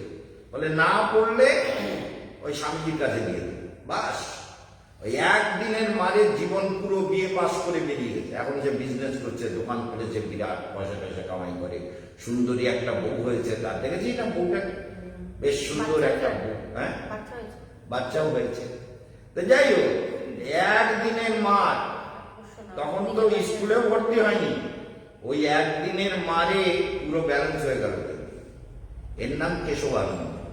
কেশবানন্দের মেডিসিন যদি পড়ে না, সাংঘাতিক মেডিসিন। ও মেডিসিন যদি দিতে হয় আমাকে, ভালো যদি না হয়, যেদিন মেডিসিন দেবো সেদিন একদম মানে মনে থাকবে যে হ্যাঁ আমার এই মেডিসিন দিয়েছে ওষুধ, এই ওষুধ আর জীবনের আর কোনো ব্যায়াম হবে না। পদ্মাসনে বস, সোজা করে বস, পদ্মাসনে বসতে বসতে অভ্যেস হয়ে যাবে। তাহলে দেখা যাচ্ছে যে আমাদের জীবনে এই যে উৎসাহ, উদ্যম, প্রসন্নতা, এগুলো যদি আমরা জীবনে লাভ না করি, গুরু কৃপা, সাধু কৃপা ঠিক মতো যদি গাইড না হয়, এই বাচ্চারা, এরা তো কলিযুগের বাচ্চা, তো এরা বাইরে অনেক কিছু দেখে, সেইগুলো এদের উপরে প্রভাব পড়ে। মোবাইলের মধ্যে নানান রকম কিছু দেখার চেষ্টা করে, নানান রকম নোংরামি, নানান বাঁদরামি সব কিছু দেখে, কার্টুন দেখে, দুনিয়ার সব কিছুই বুঝতে শিখে গেছে। পেকে ঝুনো হয়ে গেছে। তো এসব হচ্ছে ঝুনো মা। বেশি ঝুনো হয়ে গেলে সেগুলো গোলা হয়ে যায়, সেই নারকেল খাওয়া খুব মুশকিল। এটা হচ্ছে পেকিয়ে একদম ঝুনো হয়ে গেছে। এই ঝুনো নারকেলকে মাপতে হবে বাড়ি, যাতে ঝুনো ফেটে জল বেরিয়ে যায় আর ভেতরের সাদা নারকেল বেরিয়ে আসে, তবে গিয়ে মানুষ হবে। এই জন্য বেরোন একদিন আমি দেব, সেদিন মনে রাখিস যে কথা না শুনলে, তোকে আমি মোবাইলে হাত দিতে না করেছি, তুই দিয়েছিস কেন বল? কেন দিয়েছিস? একই পেয়েছিস, দিলে গেল। কিচ্ছু বলছি না, স্টেজে আছি, তোরে আমি দেবো কোন ওষুধ কায়দা মতো, না? আর কোনদিন হাত দিবি? ঠিক বল, ঠিক মতো বল। কালকে ধরে একদম ছাদে নিয়ে পেটবো, না হলে তোর দাদির সামনে মারলি তোর যদি চোখ দিয়ে টপ টপ করে জল পড়বে। আমি যে মারবো, আমি তো দয়া মায়া করে মারবো না, এমন মারা মারবো কেটে একদম পাছা টাছা বসে যাবে, ন্যাংটো করে মারবো, মনে রাখিস। যাই হোক, আলোচ্য বিষয় অনেক কঠিন কথা, যে প্রারব্ধ না থাকলে, প্রারব্ধ যদি না থাকে তাহলে সাধনা হওয়া মুশকিল। তাই আমাদের প্রারব্ধ দরকার।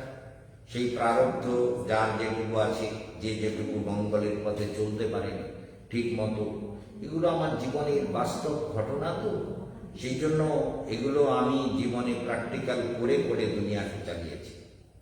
সেই জন্য মনে রাখতে হবে যে অধ্যাত্ম বিদ্যা পেতে গেলে মানবকে গুরুর আদেশ পালন করা ভীষণ দরকার। যুগটা এত নোংরা যুগ পড়েছে, এত অসভ্য একটা যুগ এসে গেছে, যে যুগে আমরা কল্পনাও করতে পারি না এইসব বাচ্চার মধ্যে কত রকম নোংরামি ঢুকে আছে। সেই নোংরামিগুলো এদের ভেতরে, মানে এদের যদি ঠিক মতো গাইড না করা হয়, এদের মধ্যে দেখতে বাচ্চা হলে কি হবে, ভেতরে নোংরামির চরম চরম নোংরামি ঢুকে আছে। ছোট্ট বাচ্চা বলে, এটুকু বাচ্চার কি নোংরামি, সে খুঁজে পাওয়া যাবে না নোংরামিগুলো। এই জন্য এইগুলো জগতে খুব মুশকিল। সেই জন্য আমাদের মনে রাখতে হবে, আমরা যদি অধ্যাত্ম বিদ্যা পেতে চাই, তাহলে আমাদেরকে শাসন মানতে হবে। কি করতে হবে? তুই শাসন, তুই মনে করিস মহারাজ বলতেছে আমারে কিছু বলবে না, না আমি যা খুশি তাই করবো, মোবাইল নিয়ে, দাদি বলবে না, মহারাজও বলবে না, কদিন পরে তো চলেই যাবে, আমি রাজা হয়ে যাব। রাজা গজা বানিয়ে দেবো। গজা একদম তেলে, গজাগুলো বানাই কি করে জানিস তো? গরম তেলে ময়দা পিটিয়ে চারটা করে ছেড়ে দেয়, তারপরে সেটাকে আবার ছেঁকে তুলে তারপরে খায়। একদম রাজার থেকে গজা বানিয়ে দেবো। ওই যেমন শ্যামকে গজা বানিয়ে দিয়েছি, ও তো এখন কুত্তা হয়ে, ভেলি কুত্তা হয়ে ঘুরে বেড়াচ্ছে। তুই ওইরকম যে এমন মার দেব, মানুষ হতে হবে জীবনে। তোর বাবা মা অন্তর থেকে সেটা চায় যে গুরুদেবের কাছে দিয়েছি, ছেলেটা যেন ঠিক মতো মানুষ হয়। সেটা তাদেরও ইচ্ছা, সেটা আমারও ইচ্ছা, আন্তরিক ইচ্ছা। এখন দিদিমা বলল কিছু গল্প বলে, তুই তো ভবিষ্যতে মালিক হবি। আরে মালিক হলে তো আমি বেঁচে যাই। তোকে তো দিদিমা বলতেছে তুই মালিক হবি, তুই অমুক হবি, তুই তমুক হবি, তোকে বোঝাচ্ছে। কিন্তু এইগুলো তো কথা না। মালিক হওয়ার মতো যোগ্যতা না হলে তুই মালিক হতে পারবি? যোগ্যতা না হলে এই স্টেজটায় বসতে গেলে কত যোগ্যতা লাগে জানিস? তা সেই যোগ্যতাটা না এলে আমার দিদিমা বলেছে আমি মালিক হব ভবিষ্যতে। তো দিদিমা তো ভালোই বলেছে, ঠাম্মা বলেছে, ভালোই বলেছে, কিন্তু সেই মালিক হওয়ার জন্য যোগ্যতা না অর্জন করে মালিক হওয়া যাবে? আমার কাছে এ নিয়ে অবজেকশন এসছে, বলে এইসব শেখায় ও দিদি ঠাম্মা। তাহলে কিসের শেখায়? ভালো শেখাইছে যে ভালো হওয়া, যাতে ভবিষ্যতে মালিক হতে পারি, ভবিষ্যতে আশ্রম দেখতে পারি, শিখতে পারি, ভালো কথা তো। কিন্তু বাঁদরানি করে তো আর সেটা হবে না। সেটা যদি ভালো করে শেখো তাহলে নিশ্চয়ই হবে, তাই না? মনে থাকবে তো? ফাঁকি দেওয়া হবে না?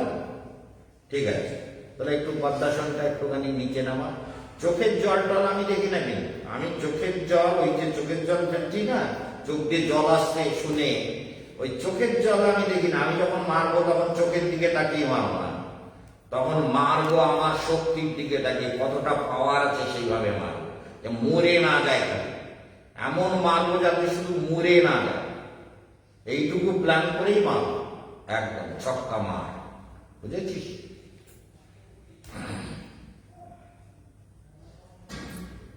ওর হ্যাঁ, এবারে হবে ভস্ত্রিকা প্রাণায়াম, তাই তো?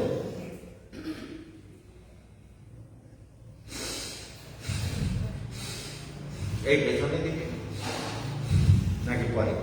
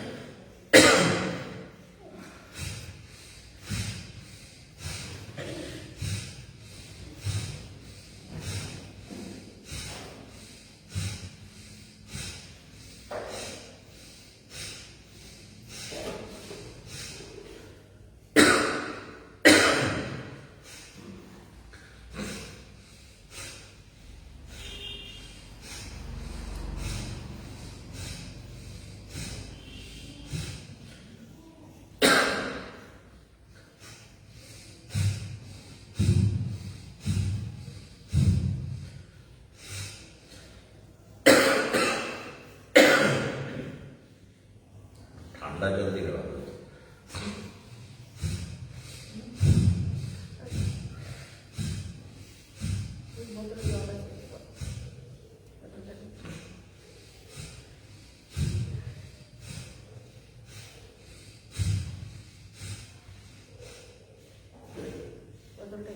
কার বোতলে?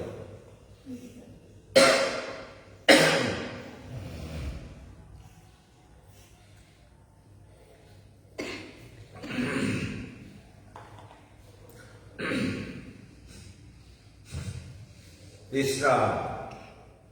ভেতরে মূলাধার চক্রে মৃত্যুঞ্জয়কে ধ্যান করো, স্বাধিষ্ঠানে প্রজাপতি ব্রহ্মাকে ধ্যান করো, মণিপুরে নারায়ণকে ধ্যান করো। গভীর ধ্যান দ্বারা নারায়ণকে অনুভব করো। নারায়ণকে গভীর ধ্যানে অনুভব করো এবং এবার অনুলোম বিলোম প্রাণায়াম করতে করতে ভেতরে দেখো তোমার মধ্যে কেমন শান্তি বিরাজ করছে। অনুলোম বিলোম শান্তি বিরাজ করছে। স্টার্ট করো।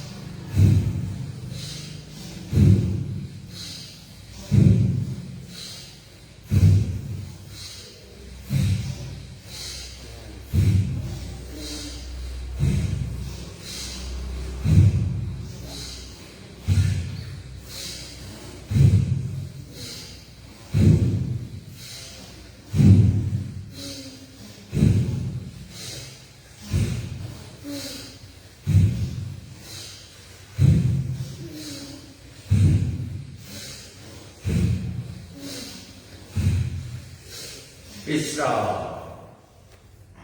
ভেতরে শুধু দেখো, ভেতরে অপার আনন্দ, অপার শান্তি, অনন্ত প্রসন্নতা।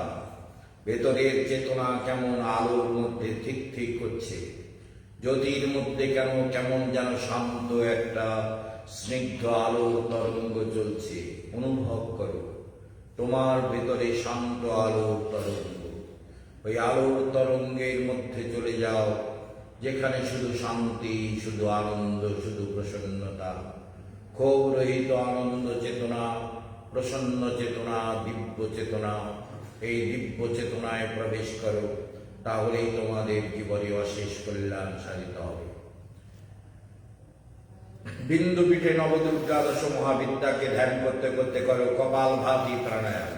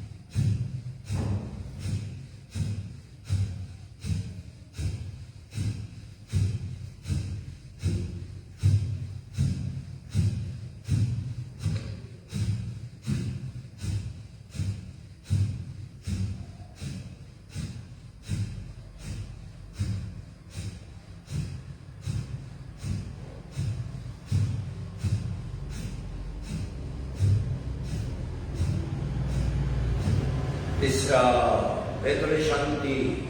দেখো নবদুর্গা দশমহাবিদ্যা জাগ্রত হয়েছে, তোমার মধ্যে শান্ত আলো, শান্ত প্রসন্নতা। পূজয়ামি নমস্কারামি ভক্ত্যার্ঘ্যং সমর্পয়ামি। ধ্যানে জাগ্রত দেবতা প্রসন্নম ভব, সর্বক্লেশ মুক্তম কুরু ওম প্রসন্নম ভব।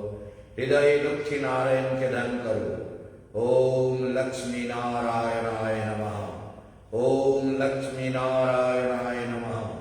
ওম লক্ষ্মী নারায়ণায় নমঃ। অনাহত চক্রে, বিশুদ্ধ চক্রে ঋদ্ধি সিদ্ধি সংযুক্ত গণপতিকে ধ্যান করো। বক্রতুণ্ড মহাকায় সূর্যকোটি সমপ্রভ, নির্বিঘ্নম কুরু মে দেব সর্বকার্যেষু সর্বদা। ও গণপতি প্রসন্নম ভব, সর্ববিঘ্ন দূরীকরণম কুরু। সুখ সমৃদ্ধি বর্ধনম কুরু, চিত্তমন প্রসন্নম কুরু। ওম গং গণপতয়ে নমঃ। ওম গং গণপতয়ে নমঃ। এবারে করবে উজ্জাহি প্রাণায়াম।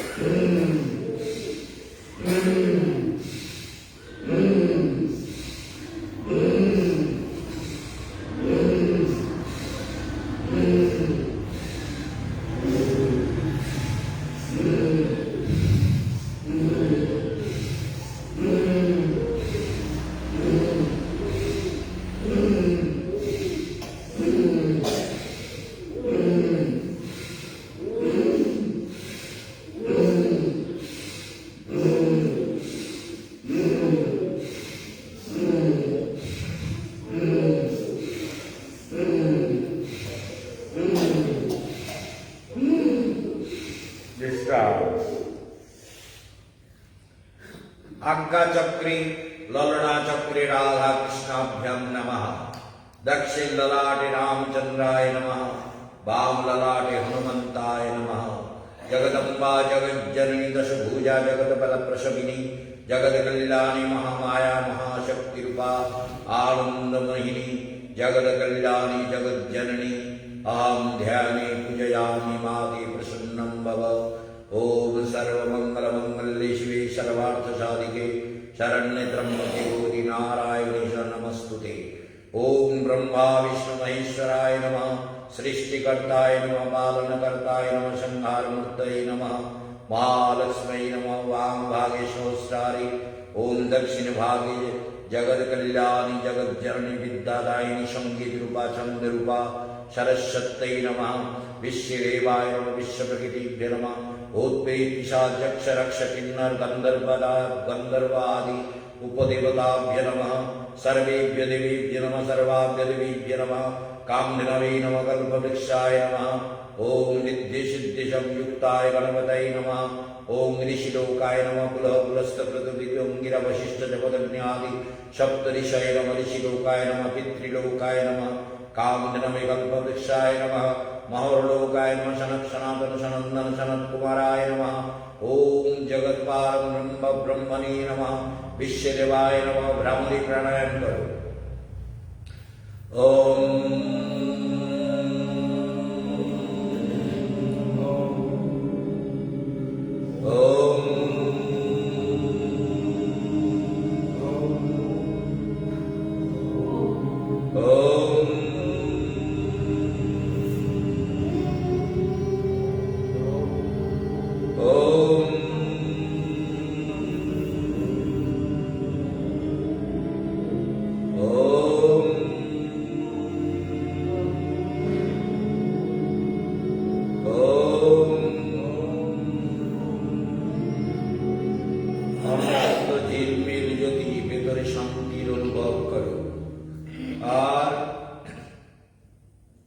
কুম্ভক করে শক্তির আহ্বান করো।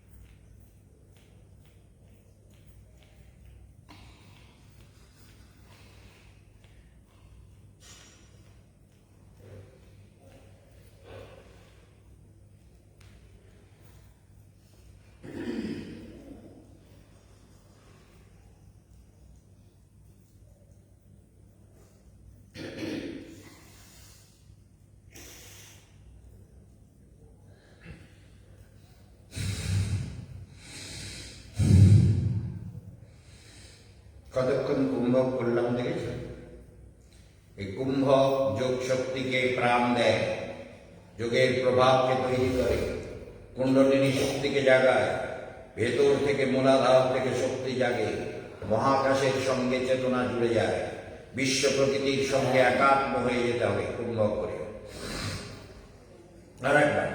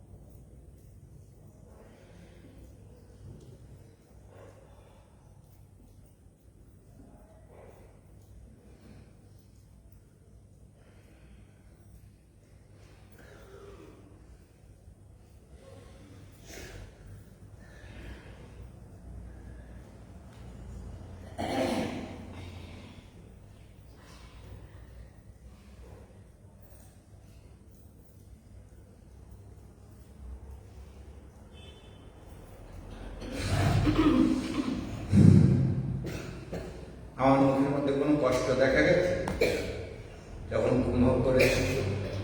একদম ইজি, সহজ অবস্থায় করতে হবে। অভ্যেস করতে করতে সহজ হয়ে যাবে, ঠিক আছে? অভ্যেস করতে করতে সহজ হবে, সহজে হবে না। ও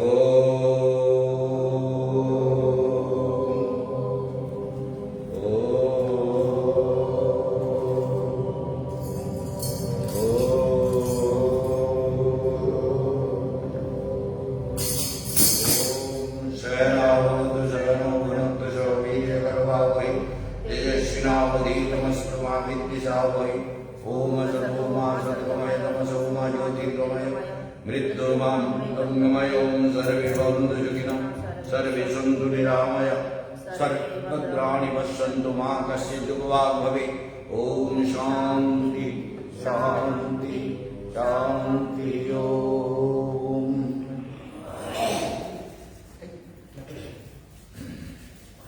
माइक नामी দিয়ে সুইচ অফ করে দে।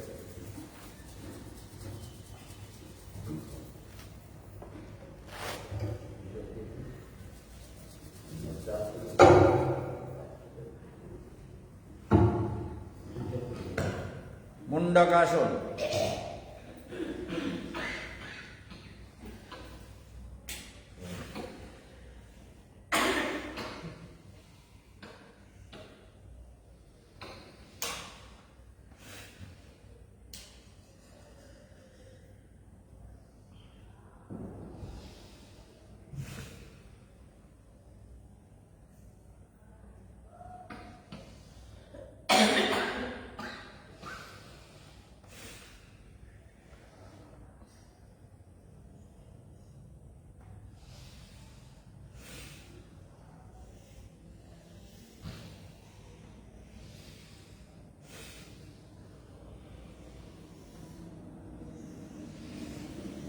অগ্নিসার ক্রিয়া।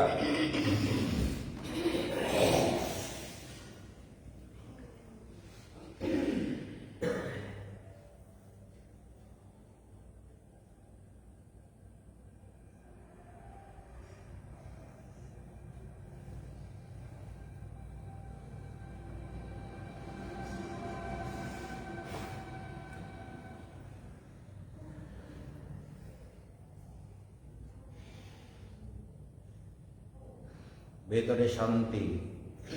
দেখো তোমার মধ্যে কি হচ্ছে, শুধু ভেতরটাই দেখো, প্রত্যাহার হয়ে গেছে, সব চেতনা ফিরে এসছে ভেতরে, সব জ্যোতি, সব আলো, সব প্রসন্নতা ভেতরে আসছে। তোমার ভেতরে অমৃতের আবির্ভাব হচ্ছে, যোগ শক্তির আবির্ভাব হচ্ছে। আর একবার করো অগ্নিসার ক্রিয়া।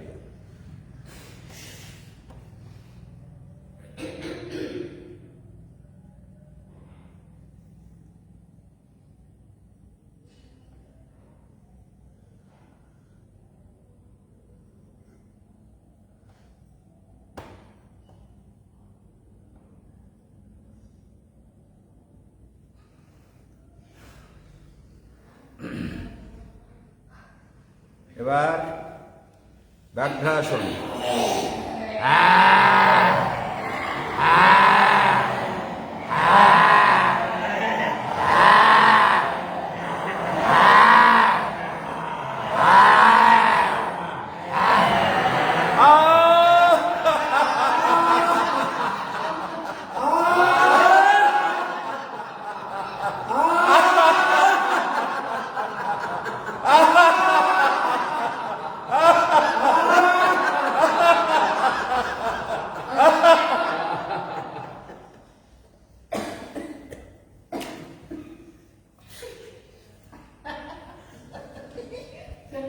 এগুলো হাসিস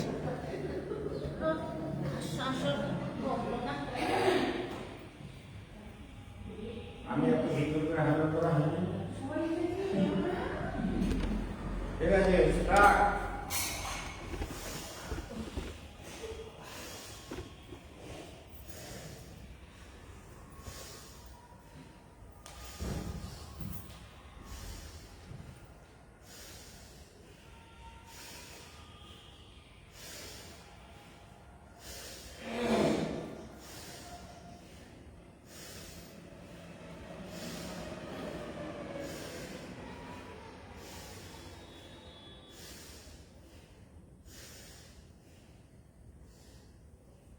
अरे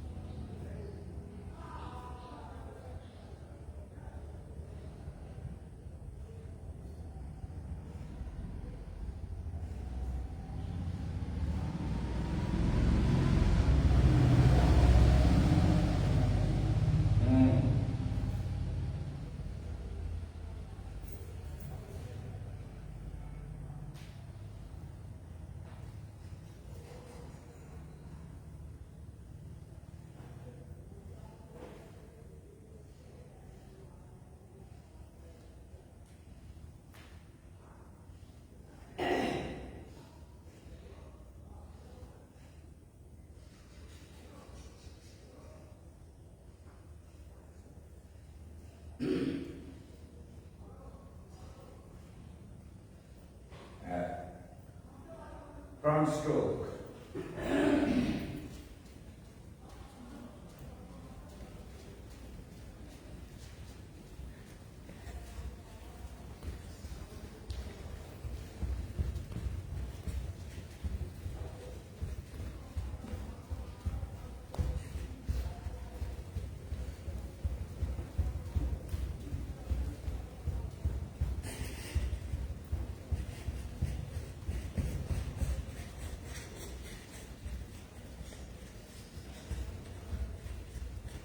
একটা থলে নিয়ে তার মধ্যে মোবাইল সবসময় তোমার কাছে রাখবে। ওকে যদি মোবাইল দাও, তোমারে আমি দেখে নেবো।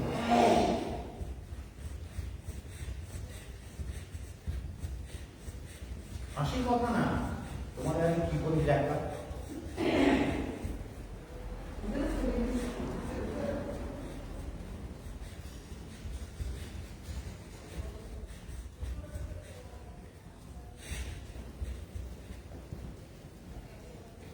আর ও যদি মোবাইল নেয়, ওদের যে পিটন দেবো, সে পিটন তুমি দেখতে পারবা না। সেই পিটন অন্যরকম পিটন হবে।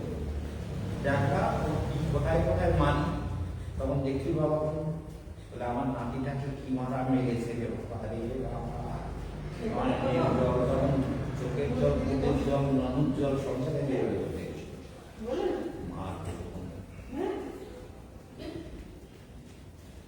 মারের চোখে মুখে গেল।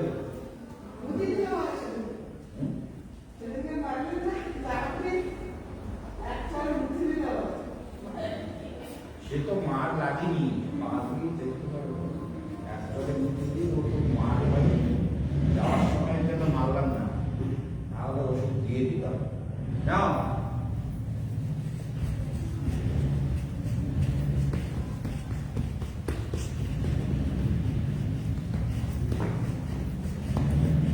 ভয় ডর কিছু নেই।